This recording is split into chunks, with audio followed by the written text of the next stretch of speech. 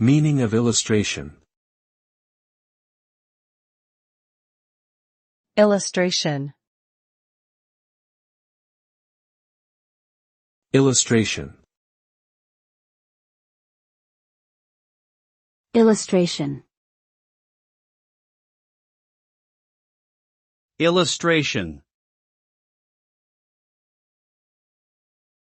Illustration refers to the use of pictures, diagrams, or other visual aids to enhance or clarify written or spoken information.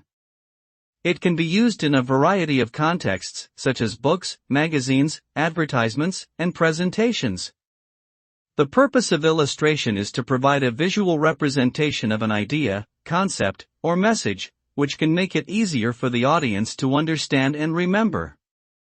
Illustrations can range from simple drawings to intricate designs, and they can be created using a variety of mediums, such as pen and ink, watercolors, digital software, or even embroidery.